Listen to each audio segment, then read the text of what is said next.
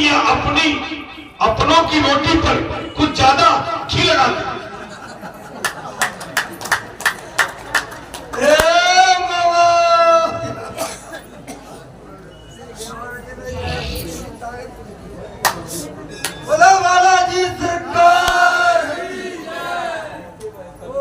पुराने टाइम में आप जानते हो आज भी अपने बच्चों को, अपने नाती पोते को बढ़िया घी भी मलाई मलाई डाल के काजू किशमिश बादाम और कहीं दौरानी चिटानी का आ जाए, नहीं बिस्कुट बिस्कुट से नमकीन रखा, काजू किशमिश बादाम खाए बारात, और पाठ पड़ोस से कोई आ जाए तो बिस्कुट नमकीन। पहली माता गांव में रहते थे, तो गांव में पले 4-5 परिवार लोग होते थे। एक माता जब तक 2-4 घर को गई है ना काम वाम के लिए, एक माता घर में रह गई तो माने निपनिया दूध धरो है, आज आज भरोबा में पिया।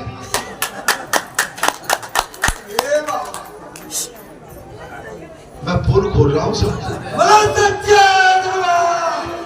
आजा वो माता पड़ी, जब तक वो गई उनके बाल बच्चे आए, बोले कोई नहीं आजा, निपुते आजा, निपनिया में अपराध माने ऐसा होता है, ये विषमता है। आप अपने लिए जो घर में पकाते हैं ना, 1 नंबर का दाना दूसरे को भी दो। अपने घर में भले ही छान से रख दो, छना हुआ रख लो, लेकिन किसी को देना है 1 नंबर का दो।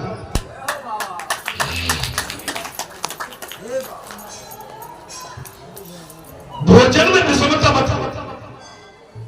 बारात बैकुंठ में विषमता नहीं होती, एक समान होते हैं। बैकुंठ में विषमता नहीं होती है, वहां विषमता नहीं है। लक्ष्मी बैकुंठ में प्रसाद प्रमाद नहीं करती। लक्ष्मी जी किसी के साथ भेदभाव नहीं करती। वह लक्ष्मी स्वयं सेवा करती है। झाड़ू महाराज झाड़ू बढ़ाती है, खुद झाड़ू लगाती है। हाँ लक्ष्मी जी। सुखदेव कथा नहीं कर रहे सुबह इस समय सुखदेव हर की पौड़ी पर स्तंभ हो गए। कैसे हो गए महाराज? भगवान में खो गए। अब तो लक्ष्मी नारायण का दर्शन कर रहे आशीर्वाद विशेष बात है। महाराज लक्ष्मी नारायण का दर्शन कर रहे हैं। वैष्णव भाग्यशाली है कि वो प्रतिबिंब को देखते हैं और कन्हैया यशोदा जी से कहते हैं कि ये बालक बहुत सुंदर है। कन्हैया माता यशोदा से कह रहे हैं भैया ये बालक बहुत सुंदर है, कांच में देख के मैं उसके साथ खेलना चाहता हूं। भैया ये शीशा में जो बालक दिखता है दर्पण में बहुत सुंदर है, मैं इसके साथ खेलना चाहता हूं। माता समझाती है कि वो और कोई बालक नहीं, वो तो तेरा ही प्रतिबिंब है।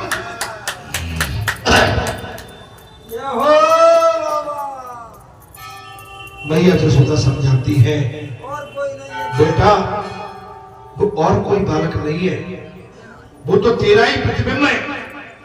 अपने प्रतिबिंब का दर्शन करने से जब भगवान स्वयं मुक्त हो जाते हैं तो गोपियां दिव्य का दर्शन करके अपने घर का भान और खोज खबर भूल जाती है। उसमें आश्चर्य की कौन सी बड़ी बात है? जो भगवान अपने दर्शन करके शीशे में अपने प्रतिबिंब के अपने ऊपर ही मोहित हो गए। भला गोपियां क्यों नहीं हुई? बताइए, ये कोई बड़ी बात नहीं, आश्चर्य की बात नहीं है। सनत कुमार बैकुंठ के 6 द्वार पर, सनत कुमार बैकुंठ के 6 द्वार पार करके 7वें द्वार पार आए, द्वार को पार कर गए, 7वें पे आ गए। वहां जय और विजय खड़े थे। कौन खड़े थे? जय और विजय। 6 द्वार पार करके सनत कुमार जी महाराज 7वें द्वार पर आए, वहां जय और विजय खड़े थे। सनत कुमार भगवान के प्रसाद में प्रवेश कर ही रहे थे कि भगवान के द्वारपाल जय और विजय ने उन्हें रोक दिया। 7वें द्वार को पार कर ही रहे थे, जय विजय ने भगवान श्री हरि के द्वारपाल जय एवं विजय उन ऋषियों को रोक दिया। सनत कुमारों को महाराज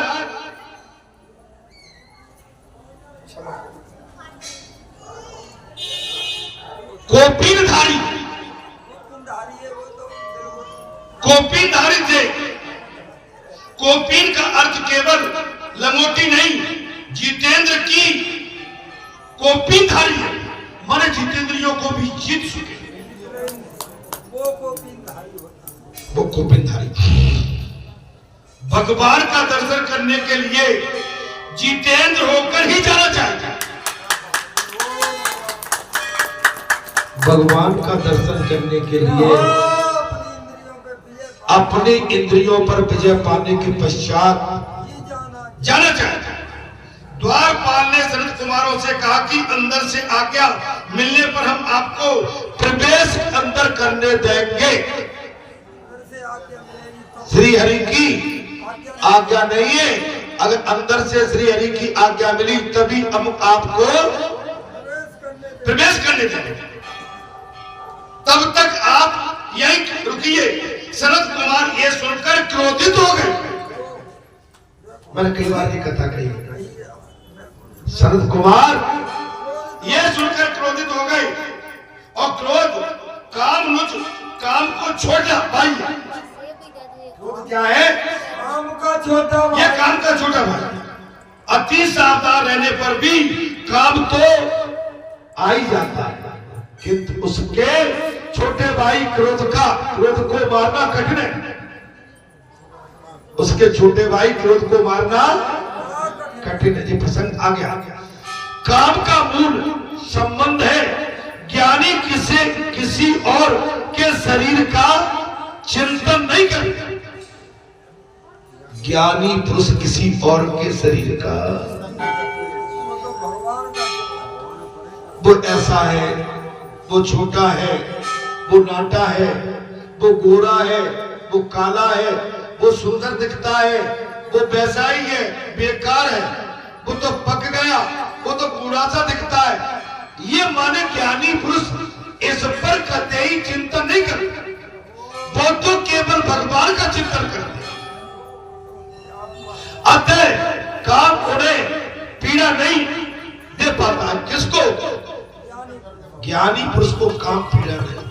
वो ऐसा था, उसने उसको ऐसा नहीं किया, इसमें कमी छोड़ दी, ऐसा हो गया। उसकी ये ज्ञानी लोग करते हैं चिंता। ज्ञानी पुरुष का पतन काम द्वारा नहीं होता। ज्ञानी पुरुष का पतन काम द्वारा नहीं होता। क्रोध के कारण उसका पतन होता। ज्ञानी होकर क्रोध, ज्ञानी होकर क्रोध। 6 द्वार पार करके ज्ञानी पुरुष आगे बढ़ता है, किंतु 7वें द्वार पर जब जय और जय उसे रोकते हैं। योग के 7 प्रकार के अंग ही वैकुंठ के 7 द्वार। 7 द्वार वे ही यम नियम आसन प्राणायाम और महाराज प्रत्यद्वार ध्यान और धारणा है। अर्थात इन 7 द्वारों को पार करने के बाद ब्रह्म का साक्षात्कार होता है। इन 7 द्वारों को पार करने के बाद जाओ भैया ब्रह्म का साक्षात्कार साक्षात्कार होता है। क्या बोलता है? अच्छा, कब से बैठ रहा है? भगवान 6 तारीख 6 तारीख मान यही 6 तारीख आने 6 वाली? तारीख को भगवान। अच्छा, बहुत बढ़िया। कहाँ पर बिठा ले? गाँव में? अब वही गांव में हनुमान जी पे जगह नहीं है तो बगल में खेत रख लो महाराज, अच्छा, तो खेत पे व्यवस्था है। खेत में। हाँ महाराज, कौन है प्रमुख पारिषद? कौन है? ये है। अच्छा, आप हैं? हाँ। चलो, बहुत बढ़िया, अच्छी बात है। माने आपके गांव में हमको बहुत दिन बाद भागवत कथा का संदेश, और आपके गांव में बहुत दिन बाद भागवत कथा होने जा रही है। ये बड़े भाग्य की बात है। आपके गांव में भाई मेरे ध्यान से कम 30 साल से तो मैं बैठा हूं। इस बीच में वो तो भागवत जी की कृपा आप पर हो गई। बहुत ही सुंदर। देखिए, आज भागवत भगवान के 2 नौता आ गए।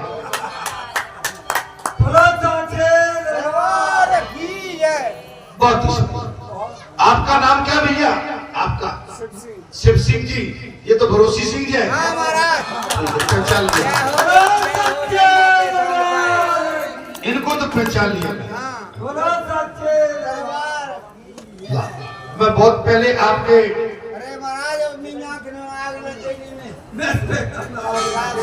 नहीं, अब आके खुल जाएगा। निवेदन है भगवान सभी का है। नहीं, सभी का, सभी का है, सभी का। हम निश्चित जो है एक दिन समय निकाल के आपके भागवत जी भगवान के चरणों में प्रणाम करने का जय हो बालाजी महाराज। ठीक है, कोई ना कोई एक दिन निकालेंगे और निश्चित आएंगे। हमें खुशी है इस बात। हमें तो केवल नदी पार करना, अपना ही है, अपना ही है भाई। नहीं आएंगे, पक्के में आएंगे, कच्चे में नहीं, हम पक्के में।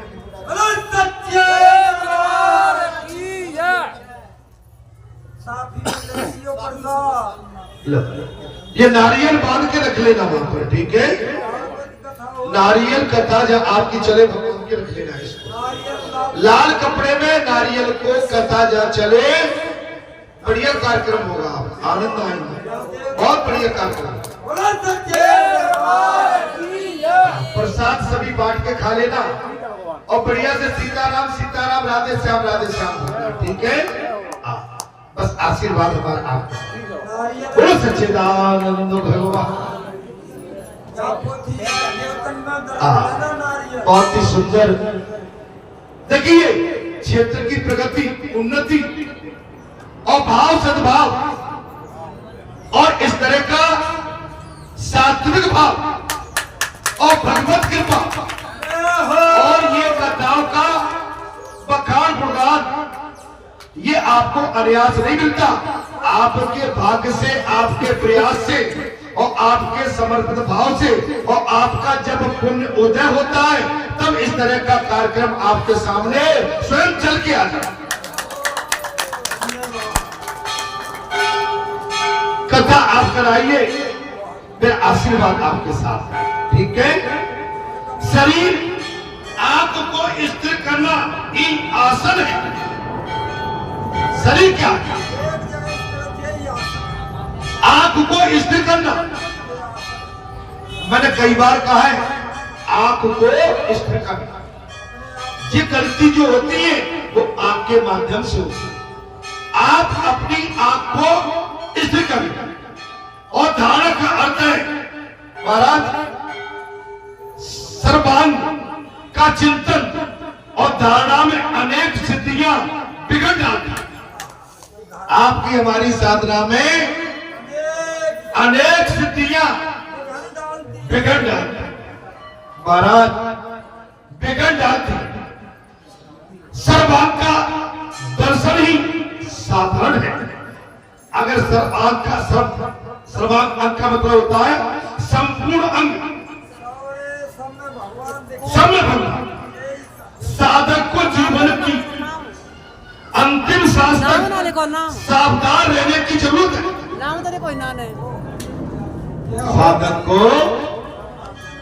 अंतिम सांस तक सावधान रहने की आवश्यकता है। आवश्यकता अर्थात जय और विजय प्रतिष्ठा के दो स्वरूप हैं। जय एवं विजय प्रतिष्ठा के दो स्वरूप हैं। सर्वांग के चिंतन में सिद्धि प्रसिद्ध और बाधा उपस्थित करती है। अशोक भाई, आज हम बिल्कुल सही आंखें हमारी काम नहीं कर रही। आप विश्वास नहीं मानो, इस समय हमारा तार कहीं अलग जुड़ा था। अब आपकी तरफ मैंने देखा तो मैं क्या सोच रहा हूं, बुरा मत मानना मेरे भाई, मैंने इनको कहीं देखा। बुरा मत मान बैठना, मैं क्या सोच रहा हूं। अब आगे मेरे बाबा, मैं क्या सोच रहा था, मैंने इनको कहीं देखा होगा। दिन रात के आदमी को देखने के उपरांत आप अनजान बन जाओ तो आपका तार कहीं अलग जुड़ चुका है। बड़ी देर में आ जा रहा है। भाव में घोर है बाबा। कथा में भगवान से करंट जब जुड़ता है ना महाराज, तो फिर समझ में नहीं आता। ये आज कई चीज ऐसी हो गई, एक दूल्हा दुल्हन बैठे रहे, हम कथा में चलते रहे। बात ही सुंदर, जब प्रभु की कृपा है महाराज, सेवा में प्रसाद करने वाले का पतन होता है, बाधा डालना। जब अर्थात स्वदेश में प्रतिष्ठा और विजय अर्थात परदेश में विजय,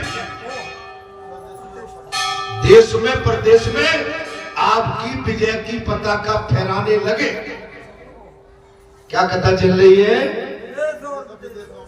जब अर्थात स्वदेश में प्रतिष्ठा, अपने देश में प्रतिष्ठा और विजय अर्थात परदेश में विजय, और जगत में मेरे लिए क्या कहेगा, और जगत मेरे लिए क्या कहेगा, इसकी चिंता करते ही मत। किंतु जगदेश्वर क्या कहेंगे, उसी का ख्याल रखोगे। जो लौकिक प्रतिष्ठा में फंसता है वो परमात्मा से दूर हो जाता है। लौकिक मन, हम भगवान के नजदीक हैं। भगवान क्या कहे, भगवान हमारे हैं। भगवान ने जो दिया है बहुत दिया, हम इसके लायक भी नहीं थे, इतना दे दिया। उसे सराहना करते हुए सम्मान सहित पहचाने और उसको ढकने की कोशिश करो। आप बहुत आगे तक जाओगे कब, तब आप अपना सद्भाव विनम्र रखोगे। विनम्र, पैसा आती जाती माया है, कद और पद ये भी आते जाते रहते हैं, लेकिन हमारा जहां मिलन न तो किसी पद से है न किसी कद से है, हमारा आपका मिलन भगवान भक्ति के मिलन से, हमारा आपका मिलन भगवान की भक्ति से, भगवान की भक्ति से मिलन। हमारा नाता ये सबसे पहले, हमारा नाता वैष्णव है। हम सभी वैष्णवी हैं। हम अपने सनातन भगवान से, अपने राष्ट्र से, अपने वेदों से, शास्त्र से, धर्म से और यहाँ के जितने भी तपोभूमि में साधना कर चुके हमारे जितने भी ऋषि हैं, हम उनका सम्मान करते हुए इस देश के ऋणी हैं। भारत जैसे देश में जन्म होना माने अपने भाग्य को हम सराहें। हे संतो, हे महात्माओं, अर्थात भगवान के राजमहल के 7वें द्वार पर जीव को जय और विजय रोकेंगे। कथा में जी प्रसन्न आता है। सातवें द्वार पर जय विजय खड़े हैं। हम सातवें द्वार पर पहुंचेंगे। 6 द्वार तो पार कर सकते हैं, लेकिन सातवें द्वार पर जय और विजय खड़े। जब जय विजय का अर्थ कीर्ति और प्रतिष्ठा, कीर्ति और प्रतिष्ठा का मोह मनुष्य नहीं छोड़ सकता। वो घर का नाम तो रखता है। वो क्या करता है? वो घर का नाम तो रखता है, क्योंकि निवास किंतु वो अशोक भाई कब तक उसमें बने रहेंगे। अशोक भैया धन्य मेरे बाबा, बोले साचे दरबार की जय। देखिए, अशोक निवास लिख दिया उसने। किंतु वो अशोक भाई कब तक उसमें बने रहेंगे। घर को ठाकुर जी का नाम दो।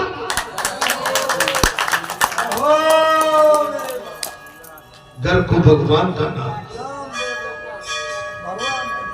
मैं इन अशोक की बात नहीं करूंगा, एक उदाहरण है। महाराज, घर पर भी नाम है तो कथा में बैठने के लिए रखे हुए आसन पर भी नाम रखो। घर और आसन पर लिखे हुए ये नाम कितने दिन तक रहेंगे? अपने घर पे तो अपना नाम लिख दिया, अशोक, श्याम, राम या जो भी, दिनेश, रमेश, महेश, जो भी है। लेकिन अगर फिर कोई आसन, हम जब कई संसार में जाते हैं, हमारे बैठने के आसन पर भी हमारा नाम लिखा होगा। और ये हमारे साथ कब तक चलेंगे? घर का वो छूटता है। कथा में प्रसंग आ गया, मैत्री जी ने कहा, विदुर जी, घर का मुंह छूटता है, किंतु प्रतिष्ठा का वो बिल्कुल नहीं छूटेगा। आप घर का वो छोड़ देंगे, हम यहां से कहीं भी चले जाएंगे, लेकिन इस प्रतिष्ठा का मुंह नहीं छोड़ते। सच्चे दरबार की जय। यही सोचेंगे। व्यासपीठ पर हम बैठा करते थे। एक बात है, अमुक घर में हम रहा करते थे, अमुक गांव के हम सरपंच थे, प्रधान थे, हम गांव के क्षेत्र के प्रमुख थे। आज वो दिन कहां चले गए? ये बछड़े में हमको ज्यादा नहीं पड़ना, हमें तो अपना नाम स्थायी लिखाना है, जो हमेशा के लिए अमिट हो जाए। अमिट हो गया। तो अशोक भाई ने बहुत बड़ा काम कर दिया। गिरगांव मंदिर में और चंद्रपुरा में अभी हमने जो बात करी थी, हनुमान जी के मंदिर में आज आपकी बात हो गई सुबह। वहां पर पूरा एक बहुत बड़ा आपने हॉल बना दिया, और उस हॉल में भागवत का नौता आ गया आज हमारे पास। आप समझ लो, आपके उस काम को हमेशा याद रखा जाएगा। अशोक भाई, तुमको कोई भी नहीं भूल सकता है। वो तो एक अशोक अलग थे, लेकिन आपने गिरगांव के अंदर जो 2 बीघा, 1.5 बीघा, 3 बीघा जो दान जमीन कर दी महादेव को, ये अमिट है।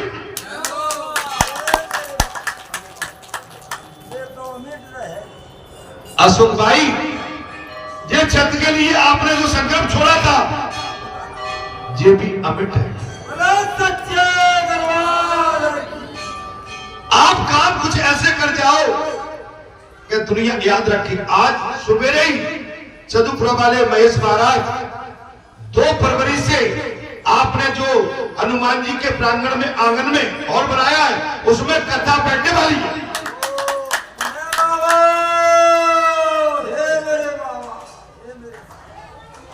आप अमर हो गए। महापुरुष अमर हो जाते हैं।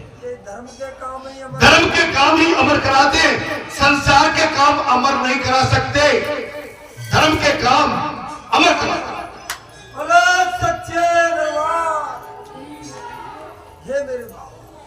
मनुष्य का मन नाम रूप में फंसा हुआ है।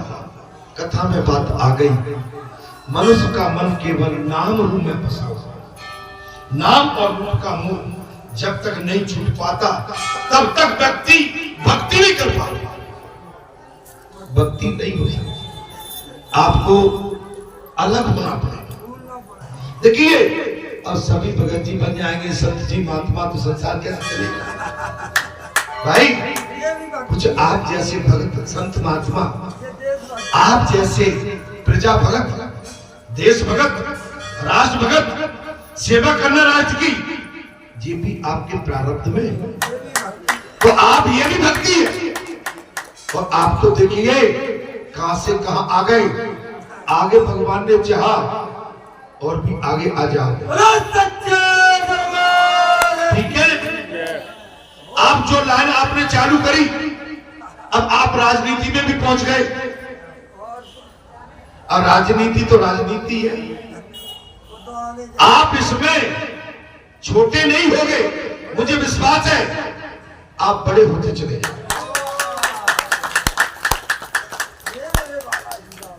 राजनीति भी सच्चे मन से। भैया ने डराई तो अभी हमने कही, अशोक भैया ने फोन करके बताया महाराज जी छत डाल दी, फोटो डाल। आपकी बात तो अशोक भाई या 2 बार इसमें लिखी है, तीसरी बार क्या आपका 5वां नाम लेके आ गया। अब पोथी ने तो लगा ही दिया। महाप्रभु ने इस चरित्र को समाप्ति करते हुए कहा, ज्ञानी के लिए ज्ञान मार्ग में अभिमान बिगड़ करता है। ज्ञानी के लिए ज्ञान मार्ग में अभिमान बिगड़ डालता है।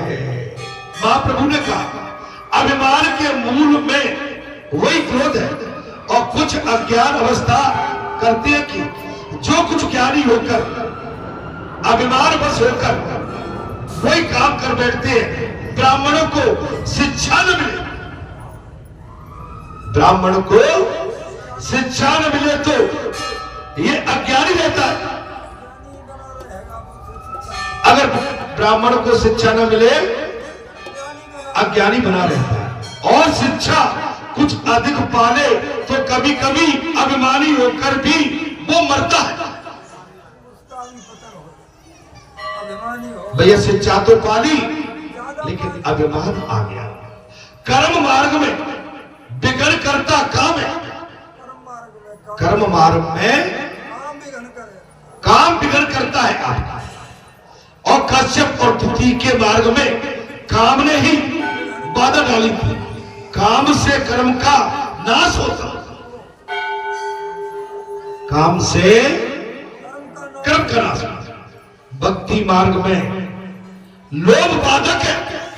आज मैंने प्रातःकालिक कहा, मैंने प्रारंभ में कहा था, आज कथा में बैठते भक्ति मार्ग में लोभ बाधक है। हमें जी मिल जाए, जी चढ़ावा हमें मिल जाए, जितना भी आया जी सब हमारे पास आ जाए। जितना चरोतरा आया भागवत कथा में, हम पुटरिया बांध के इसको घर ले जाए। नहीं ना, इंसान लोभ है। तुम नरक का घर ढूंढ रहे हो।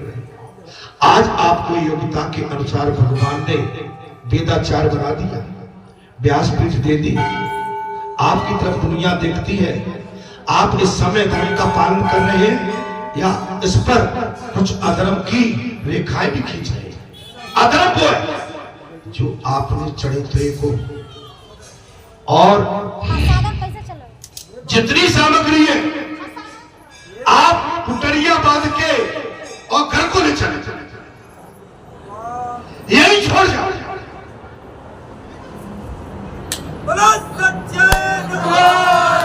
यही छोड़ के जाओ। अगर आप यहां पर त्याग पैरा करके जाएंगे, आपकी साधना पवित्र होती चली जाएगी। आपकी साधना पवित्र होती चली जाएगी, पवित्र होती चली जाएगी। आशीर्वाद कल्याण हो। अर्थात बस कथा विराम की ओर आ गई हमारा। अर्थात शरद कुमार के मार्ग में क्रोध ने ही बाधा डाली और शरद राजकुमारों ने भी क्रोध के कारण अपने धर्म के मार्ग में बाधा डाल ली। अर्थात क्रोध ने ज्ञान का नाश होता। क्रोध से क्या होता है? बुद्धि, विवेक, ज्ञान का नाश। देह दृष्टि से काम उत्पन्न होता है। ज्ञानी के मार्ग में काम बाधा नहीं डाल सकता। ज्ञानी के मार्ग में क्रोध बाधा डालता है, किंतु क्रोध बाधा डालता है। इन तीनों के कारण पुण्य का क्षय हो जाता है।